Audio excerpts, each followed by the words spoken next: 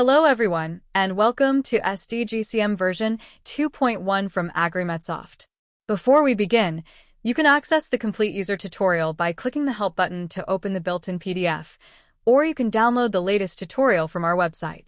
To perform statistical downscaling and bias correction, SD-GCM requires two types of data: observed weather station data and climate model data.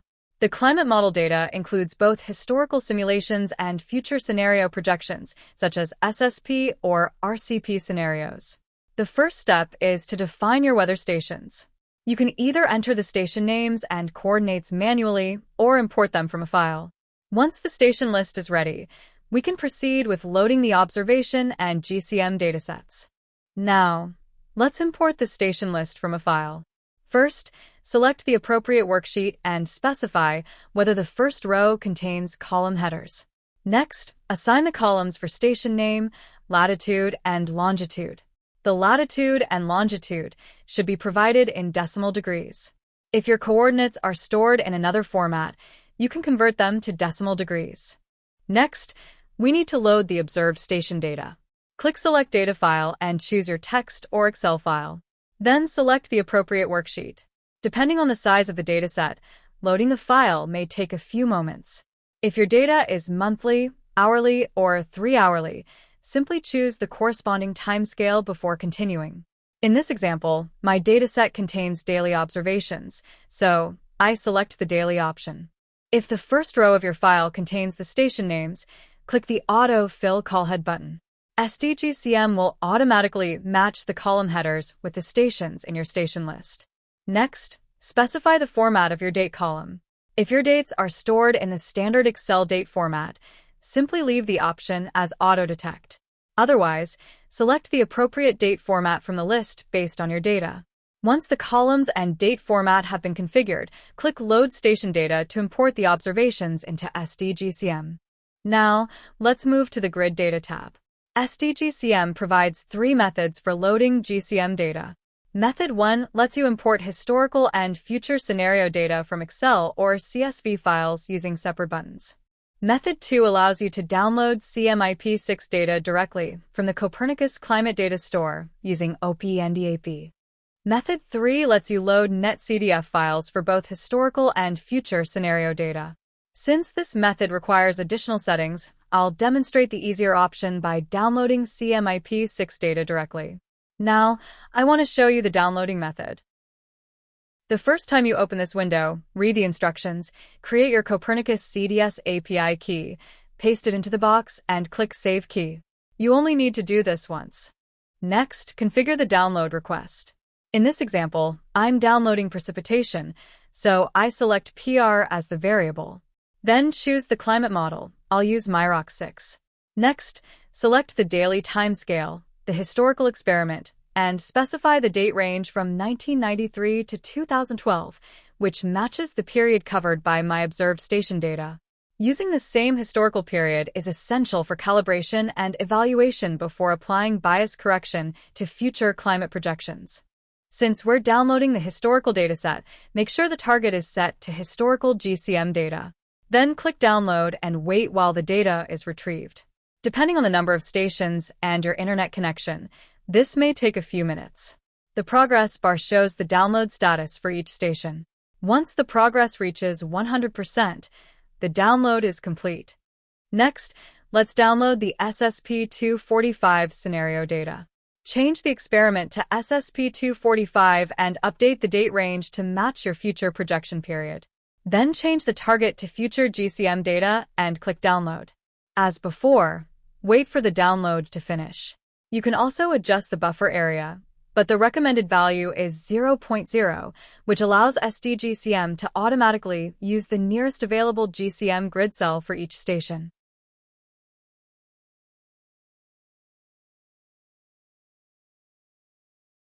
Once the download is complete, you can view the extracted GCM data. Use the station selector to switch between different stations. Notice that the precipitation values are very small because they are still in flux units, which will convert later. After reviewing the data, simply close this window. At the bottom of the Grid Data tab, you can see the historical and future datasets that have been downloaded. If needed, you can also save the extracted GCM data for future use. The downloaded GCM precipitation data is in flux units, while my observed station data is in millimeters per day. So, I need to convert the GCM data to millimeters per day. Since we're working with precipitation, I also select the multiplicative correction factor. Finally, click Save Settings to apply the changes. Now the Evaluation tab is ready for testing the downscaling and bias correction methods. This step helps us determine which method performs best before applying it to future climate projections. First, select the calibration and evaluation periods. In this example, I'll also use non-overlapping periods, meaning the model is calibrated on one part of the historical record and evaluated on a different period. This provides a more independent and reliable assessment of each method's performance. Next, I'll run the delta method and quantile mapping using both global and monthly stratification options. Global stratification uses all historical data together, while monthly stratification calibrates each month separately, which often improves performance for variables with strong seasonal patterns, such as precipitation and temperature.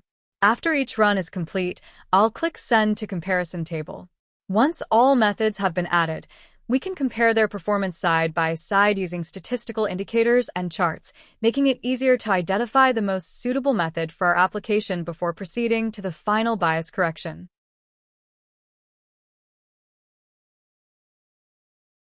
You can also switch between different chart types, including the time series, CDF, QQ-plot, and annual cycle. Simply click on any row in the comparison table, and the chart will automatically update to display the results for the selected bias correction method. This makes it easy to visually compare the performance of different methods. If you want to keep the results, you can export the data chart to Excel or export the evaluation data to a file. You can also copy the evaluation results and paste them into AI assistants, such as ChatGPT, Gemini, or Claude to help interpret the performance of the different bias correction methods or generate reports automatically. In the Bias Correction tab, you can apply the selected bias correction method to your future GCM data. Simply choose the method that performed best in the Evaluation tab and run the bias correction. After the process is complete, you can display a CDF chart to compare the raw GCM data with the bias-corrected data. This comparison clearly shows how the selected method reduces bias and improves the agreement between the climate model data and the observed climate statistics. You can also export a summary of the bias correction results for AI assistants such as ChatGPT, Gemini, or Claude. These tools can help interpret the results, compare methods, and even generate reports based on the exported data. Finally, you can save the bias-corrected, downscaled data to a file. You can also switch the chart to display either the raw GCM data or annual timescale. Simply select a different station to view its results. In the Distribution tab, you configure data to 12 different probability distributions and determine which one provides the best fit. Before running the analysis, select the data type, station, and the appropriate timescale, such as daily or monthly. The distributions are ranked according to their goodness of fit. In this example, the Cauchy distribution receives a high ranking. However, notice that one of the goodness of fit statistics has a value of 999, which indicates that the result is not valid and should not be considered. Always review the statistical indicators together with the ranking before selecting the best-fitting distribution. In the next tab, you can visualize the selected distribution by plotting either the CDF or PDF.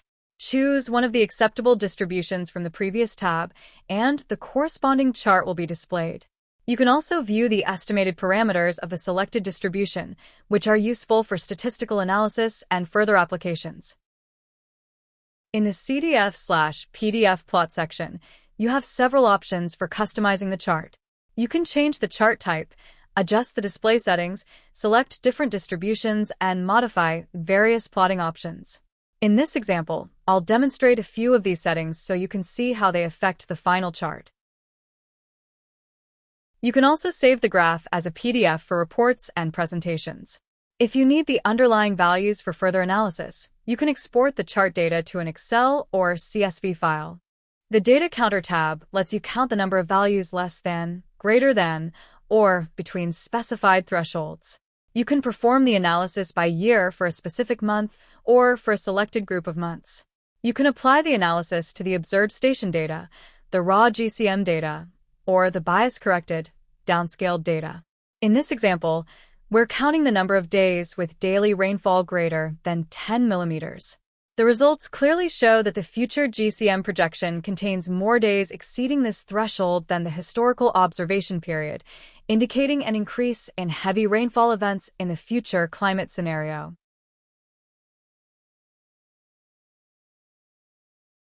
Finally, the Data Viewer icon on the top toolbar lets you browse all the datasets currently loaded in SD-GCM.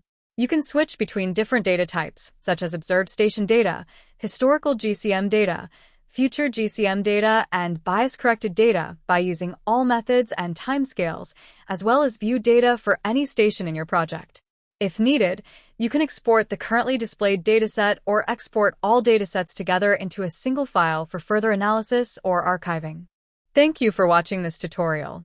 If you found it helpful, please like this video, subscribe to our channel, and turn on notifications so you won't miss future tutorials and software updates from AgriMetSoft.